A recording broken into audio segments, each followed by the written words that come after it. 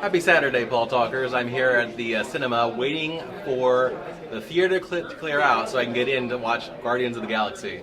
So that's my vlog for today, basically. I'm going to go in, watch Guardians of the Galaxy, and then come out and tell you what I thought about it. That's legit for vlog, right? So I just got out of seeing the movie, and it was fantastic. It was great. I'm going to try to go over some points without giving away too many spoilers. Unrelated to the movie, though, I saw a trailer for Annie at the beginning of this, and that trailer looks fantastic. I am very excited to see Annie come Christmas time. There's a lot of Deus Ex Machina in this movie. There are a few points where there's definitely some female objectification.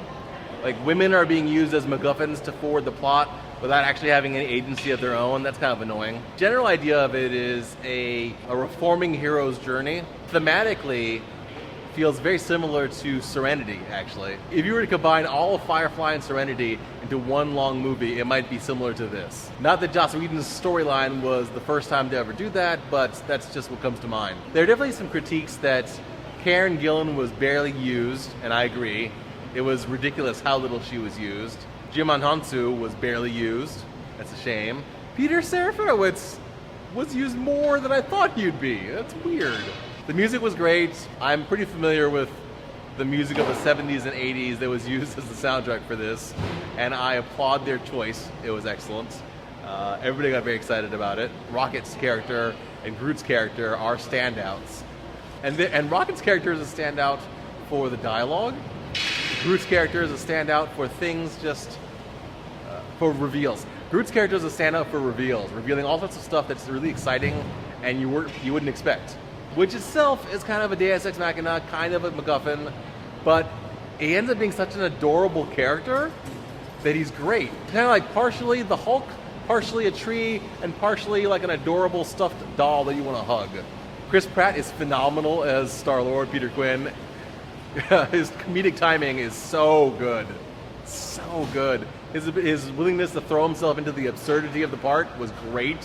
There's a scene right at the end where Chris Pratt gets to be as absurd as he gets to be as Andy on Parks and Rec, and it's fantastic. And then he tries to bring in Gamora to help him out, and it's not. Zoe Saldana's, I don't know if she personally wasn't into it or if Gamora was just written not to be into it, but the contrast was hilarious. And that's just throughout the whole movie. It was very well put together. 2 thumbs up. I think everything else is going to be probably spoilers, so I'll leave it there. There's a pre-credits extra scene which is fantastic, and everybody loved it, and I loved it too. If a toy is made out of that pre-credits scene, I will buy that toy. And then there's the post-credits scene, which I completely understood. I knew what was gonna happen, and I got it. And everybody else was just like, what? The space fight scenes were beautifully shot. I really believed it too. They had a good sense of scale.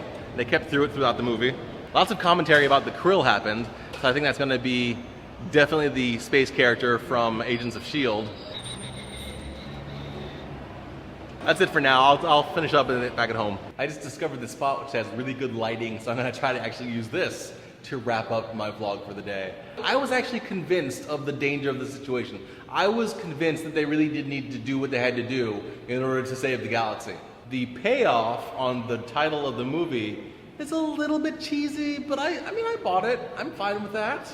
The enemies felt scary except for Nebula. Poor Karen Gillan got saddled with a part that was kind of unnecessary. If you had combined Hansu's character with Karen Gillan's character into just one side character for Ronan the Accuser, I think it would have felt better.